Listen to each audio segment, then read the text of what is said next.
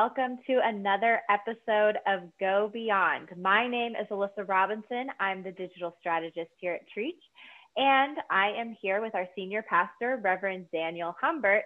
And Go Beyond is a time where we dig deeper into the message that you heard on Sunday. And this message, we're in the middle of our series called Gear Up, where we're talking about our spiritual gifts and how we can better serve others. And this week was all about putting on the clothes of Christ. And so we were talking about putting on love, putting on humility, putting on patience, and a few other clothing items that we should be wearing and putting on a daily basis to be the best representation of Christ in this world that we can be. And so my first question for you today, Daniel, is when do you most need the reminder to put on these clothes? You mean other than every day, right? I mean, yeah. When are the greatest struggles for you to keep on these clothes of Christ? Yeah, well, I think it's when anytime that there's a difficult circumstance or difficult relationship or, situation, right? I mean, anytime that I'm struggling with an individual or struggling maybe with a concept with somebody. And so either compassion and kindness comes into conflict, or if I'm sort of struggling with somebody who might be pompous, then humility and meekness can be a struggle. And certainly if I'm in consequences or circumstances where things are not moving as quickly as I want or the way I want, then patience clearly comes into conflict as well. So, I mean, it really depends on the circumstance, but I would imagine patience and I guess meekness, again, are the ones that I struggle with the most and have the hardest time with. So, yeah, I think it's, for me, it's when I see the world getting it wrong over, in my perception of what's wrong, it's not the same as everyone else's, but when I see that the world is getting it wrong over and over and over again, and I, like you, start to lose my patience, and I respond first with anger and I don't know, what's the opposite of humility? Arrogance. Pompousness or arrogance, yeah. Yeah. So yeah, I'm in the same boat.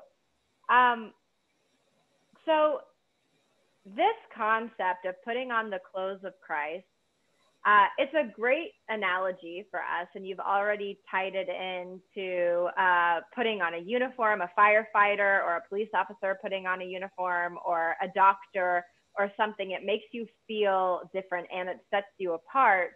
How do you think that the original church reacted to these instructions from Paul to put on the clothes of Christ? And do you think that the world reacts differently to that today than the first church did? Yeah.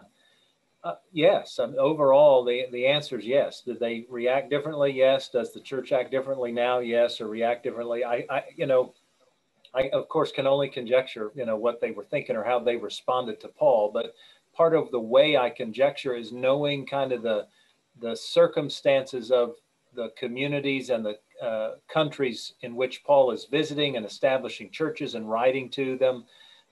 They were in conflict with the government. They were in conflict with sometimes their fellow citizens because of either the laws of the day or the rules of society. And so when Paul says to them, hey, you need to put these clothes on and be compassionate and kind and meek and humble to government officials or to your fellow humans who you might be in conflict with on any number of levels, whether values or cultural mores or whatever. I think they struggled with it. And yet at the same time, what my gut tells me is that number one, Paul needed to say it because they needed to hear it. But number two, my perception is that they responded more clearly and more distinctively to actually putting on these clothes. And that's what gained the church and followers of Jesus such a following, right? I mean, the first 200 years, 300 years of Christianity, it was this massive explosion, and it started with Paul right after Jesus, during Jesus's life and right after, telling the story and living this lifestyle that was clearly countercultural. I think today, we just had a conversation in a small staff meeting today that acknowledged that we today have sort of misrepresented Christianity as long as I'm kind or nice, I guess was actually the word, as long as I'm nice, I'm all right, I'm good. And that's just not true.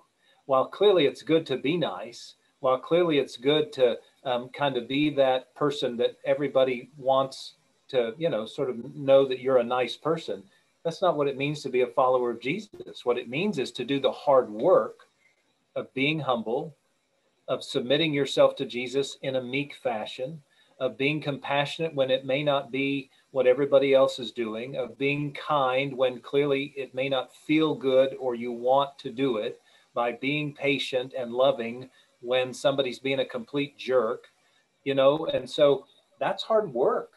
And I think we've often mistaken, well, I just need to be nice. I just need to be a nice person. And that's all it takes to be a follower of Jesus. That's not so. These clothes are hard to wear. I mean, that's a part of our conversation Monday and today. It's a part of the message that I shared Sunday. It's hard to wear these clothes, and it takes lots of energy and lots of effort. And I think those early followers, they actually did it. At least it appears that they did. And I think that's what was so attractive about the Christian faith originally. Well, and so what I want to know for my last question, this will be a short episode today, but I want to know, where have you recently seen an example of someone putting on the clothes of Christ? And maybe in one of those difficult situations that it's really hard to continue putting on humility and love and compassion and meekness. Yeah. I'll give you two examples, actually, one of which is related right here at church and one of which is related to somebody at church, but in a personal relationship. So in that personal relationship, they described the Saturday following the national election, when it was becoming more and more clear that somebody was going to be winning the election. They have a family member that was clearly a voter for Trump, and they were, a voter for Biden. And they got together with this family member who they love and cherish and honor and really respect, obviously. And their first comments to their family member were, golly, I'm sorry. I know this must be a hard day. I'm sure that this is difficult to sort of digest, given where the election is going. And they were being compassionate and kind in a time where they could have been pompous or could have been, lording it over them, or however you want to describe that. I think that's a demonstration of compassion and kindness.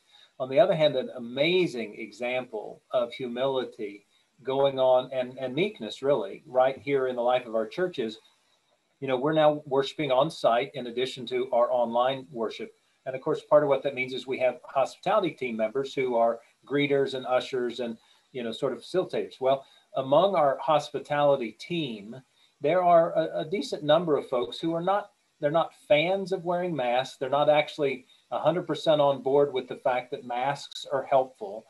And so in their personal lives, they're not really wearing masks.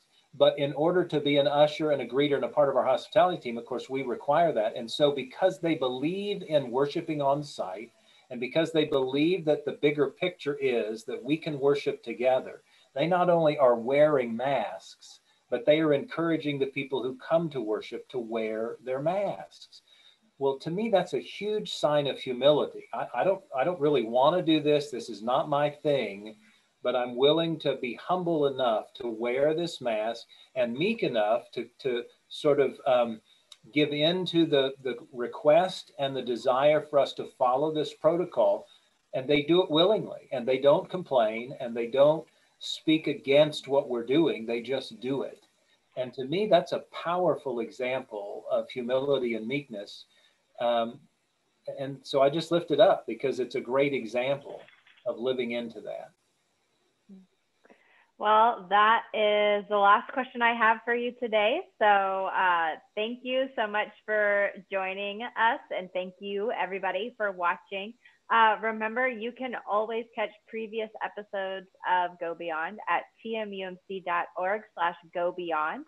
And with next week being Thanksgiving, Daniel is off on vacation for the week. A lot of our staff members are out of town.